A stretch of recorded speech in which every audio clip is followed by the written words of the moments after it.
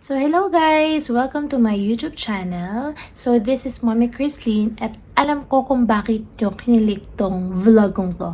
Kasi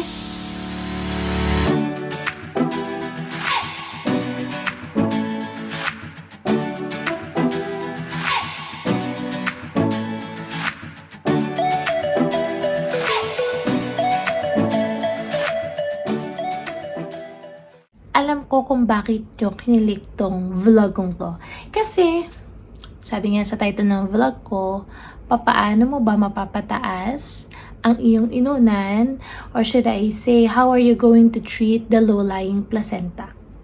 So, to all the moms out there, to all the pregnant women, or yung mga gustong magbuntis, sana makatulong tong vlog na to para maging knowledgeable kayo kung ano ba yung tinatawag nating low-lying placenta. So, disclaimer lamang po, hindi po ako isang OB, hindi po ako isang doktor, ako po ay isang nurse. Napag-aralan naman po namin to ng sa maternal and child nursing nung ako ay third year if I'm not mistaken. So just bear with me, itong pong i-share ko sa inyo is based on experience. So ano po ba ang tinatawag nating low-lying placenta or placenta previa? So ito ay isang komplikasyon sa iyong pagbubuntis na dulot ng mababang implantasyon ng iyong inunan o tinatawag nating placenta sa iyong uterus. So may tatlong types po yan. So papakita ko dyan kung ano na ba yung mga types na yon. It could be a complete placenta previa or partial placenta previa or marginal lang naman. So, in my case kasi, nandun ako sa marginal. Marginal means ito, nandun sa border part ng uterus naka-implant yung aking placenta. Pag partial naman, it means partial placenta previa, yung placenta mo is naka-cover ng almost a part of your cervix na cover ng iyong placenta. Kapag complete placenta previa naman yan, it means yung buong placenta mo, naka-cover siya, katulad ng picture na to, doon sa iyong cervix. Pag complete placenta previa ka, sad to say, very risky ang iyong magiging pregnancy. You are very high risk for bleeding. So, I'm still thankful na nung nagbubuntis ako, nandun lang ako sa marginal. Yan. So, ano ba ang causes? Bakit nagkakaroon ng tao ng low-lying placenta, placenta previa, ganyan? Actually, some of the experts say na ang cause daw nun, it could be ay advanced maternal age. Advanced maternal age means medyo late ka na nagbuntis, mga more than 30 years old na, ganon. Thankfully, nabuntis ako 28. Kahit kinasal ako ng almost magto 26, hindi pa binigay agad ni Lord.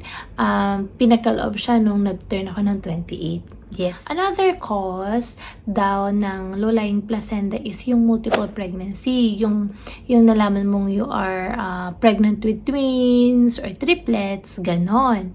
Another factor then is yung abnormality sa iyong uterus. Ano ba yung nagkakos ng abnormality sa iyong uterus? Tulad ng there could be a scarring sa uterus mo caused by yung nag-undergo na ng cesarean section or di kaya ng DNC or dilatation and curettage wherein yung niraspa ka, ganun. It could be one of the causes then. Another factor din daw, as they say, is yung smoking. Pag kung nag-smoke ka or kahit na-expose ka at second-hand smoke, ganun. Thankful, ako naman kasi, wala naman ako doon sa mga risk factors na yon. So, my OB told me, sabi niya sa akin, ay we cannot really parang sabi niya, hindi naman daw natin masisisi. We cannot blame the cause of my low-lying placenta with my nature of work as a nurse. Kasi as a nurse nga, you tend to really walk a lot, to work a lot. Pwede kang syempre mag-a-assist ka sa needs sa mga pasyente mo, pwede kang magbuhat ganyan. Pero during my pregnancy, hindi naman ako na ganon. So, for me, sabi din ni doktor, ito kasi still unknown. And we cannot blame it to my nature of work. So, yun ang naging probably in-explain ko lang kung ano ba yung possible cause ng low-lying placenta. So, quick story lang. I found out na may low-lying placenta ako after ng aking check-up ng first trimester. So, dito kasi sa Singapore, pag magpapa-check up ka, it's usually monthly. Monthly talaga, and the price is, very expensive, ganon. So, doon sa aking ika-third month, sa aking first trimester, so nagpunta ako, everything was okay, the heartbeat of the baby was okay, perfectly fine. Nung pagkarating ko sa bahay, parang I felt so tired. So, natulog ako sa sofa namin. After nun, when I woke up, pumunta ako sa toilet, yun, I found out that I'm bleeding. Pero hindi naman siya sobrang dami. Pero dahil nga nakita ko na nagbi-bleed na ako, I felt so, nervous, worried, nagpanic talaga ako. Tumawag agad ako sa mami ko. And umiga agad ako sa bed ko. Nag-bed rest ako. Kasi ang alam ko, yun talaga ang dapat gawin. Then, pinalampas ko pa ng another day kasi sabi ko obserbahan muna kasi sabi ng ilan friends ko normal daw na may konting spotting ganito ganyan, pero as an instinct kasi as a mom there's something wrong, kaya dapat kailangan magpa-check up ako agad. Thankfully, nakontak ko agad yung aking yung emergency hotline ng aking OB kasi kapag Sunday wala talagang clinic ang ating mga doktor kahit dyan naman sa Pilipinas. So, sabi sa akin ng doktor ko, okay, monitor kung ano yung amount ng blood na ilalabas mo, yung amount ng bleeding mo. Pag yan, naka one pad ka ng napkin, yung talagang napkin, pumunta ka na agad sa ospital. Wala nang aber-aber, pumunta ka na agad. Then, so kung hindi naman at minimal din naman, we can wait for another day, which is yun nga, nung Monday, nagpa-check up ako. At early in the morning, ako yung first patient na kinita ng doktor ko. And then, pagkapunta ko doon, natakot ako kasi akala ko internal examination ako, which is hindi naman ginawa ni Doc. Ginamitan niya lang ako ng vaginal speculum, and then kumuha siya ng parang specimen doon sa akin para i-test if I have any signs of infection. Kasi it could possibly be caused by UTI, kaya ako nagbi-bleed. Okay, then after that, in-ultrasound din ako, heartbeat was okay. Then, okay naman daw si baby, yun lang. Na-found out na ako ay merong low-lying placenta. Yun. So, ano ba yung mga ginawa or pinagawa ni Doc sa akin the moment na nalaman niya kung may low-lying placenta? The very first thing na sinabi niya sa akin is, buti nagpa-check up ka. Then, sabi niya, you have to take a rest. So, in-advise niya talaga ako ng bed rest for 1 week. Na ang sabi niya, I have to observe. Kasi kung may bleeding ako, kailangan bumalik agad ako sa ospital. No, ang nangyaring yun, pagkakita sa akin ni doktor, binigyan niya agad ako ng IM na Dufaston. Yung usually nag-take kasi ako ng Dufaston sa first 3 months ng pregnancy ko. Pampakapit kasi yun yung Dufaston. So yun, syempre nag-bleed niya ako, binigyan niya ako ng IM. Akala ko dito, pero dun ako sa may puwet tinusukan. Then after nun, binigyan niya ako ng 1 month na reseta ng Dufaston na I have to take 3 times a day. Yes, to make sure nakapit yung baby ko. And then, sabi pa nga sa akin ni doctor noon, ay kahit pahinga lang ako ng 2 weeks or 1 week. Pero, hindi ko siya sinunod. Talagang, sinunod ko yung advice ng mommy ko na kailangan magpahinga ako ng 1 month. Kasi kailangan kong ipahinga ang sarili ko para relax din si baby. At para hindi ako mangamba na there's something wrong na pwedeng mangyari sa baby ko. Guys, nagpahinga ako ng 1 month, tapos dinalaw ko ng asawa ko, pinagluto ako ng asawa ko dito sa Singapore. Then, ayun, sobrang sarap sa pakiramdam na nakapahinga ako, na ibigay ko yung best ko para sa anak ko. Which is yung magpahinga talaga. Mag-bed rest, hindi ako gumala, hindi ako lumabas ng bahay namin. Wala talaga, sa bahay lang talaga. Yes. And, thank God, bayad din naman yun. Thank you po. Then, another thing na in-advise sa akin ng doctor is, hindi talaga pwede magbuhat ng any heavy objects.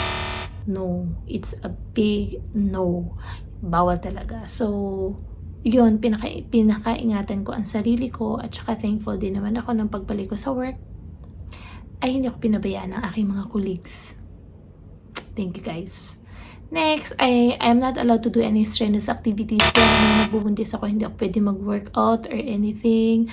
Or yung todo exercise. Sorry, hindi po ako katulad ng mga artista na kaya mag-workout o ganito, ganyan. Yes, kasi ngagawa ng aking condition. Tapos, sabi din sa akin ni Doc, bawal akong ma-stress. Kaya naman, lagi akong nagpe-pray nun. Lagi ako nagpe-pray.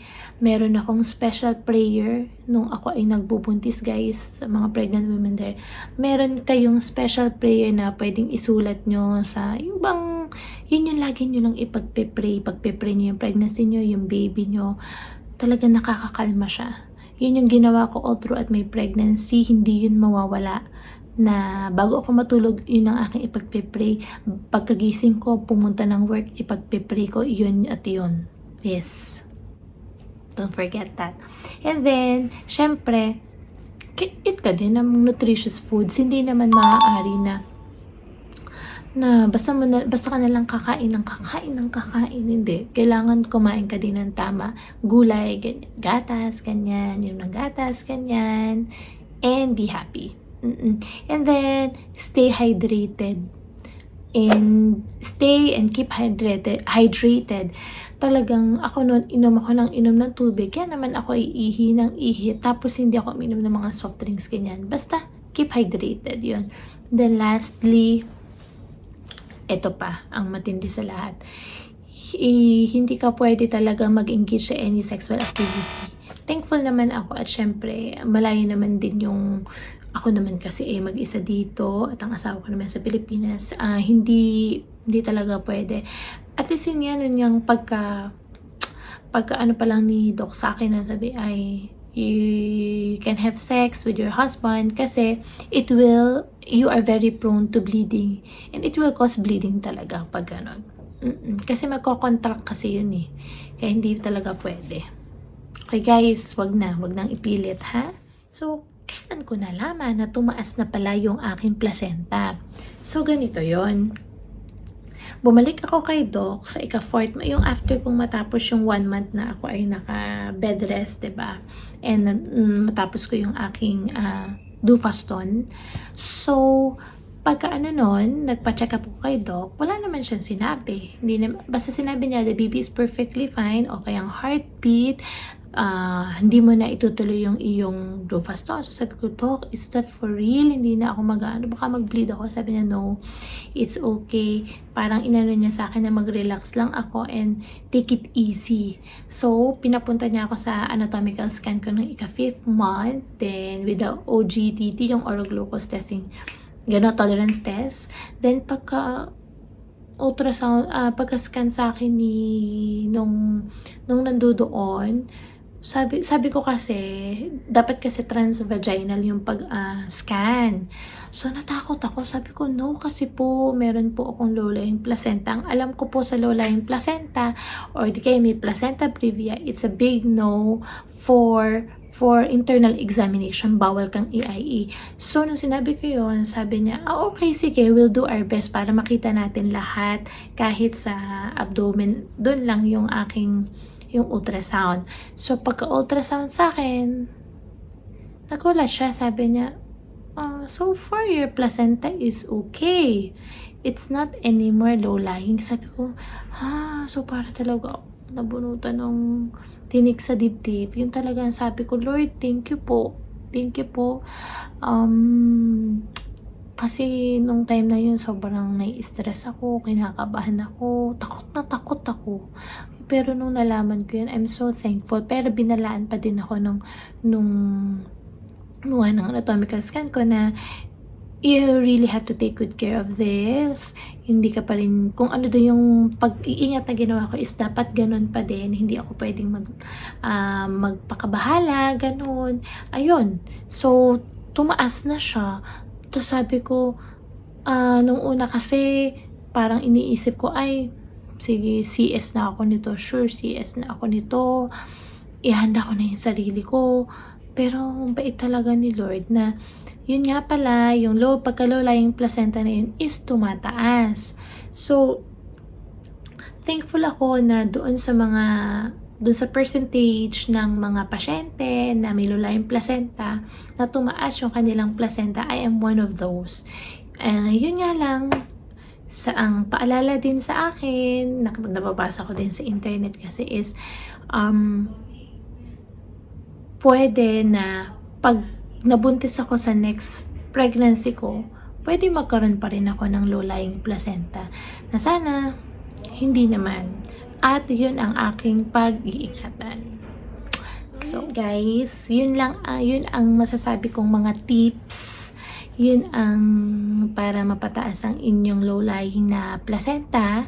Yun din ang mai-share ko sa aking low-lying placenta journey hanggang sa successfully ipanganak ko si Lily via normal spontaneous delivery, though nagkaroon ako ng low-lying placenta.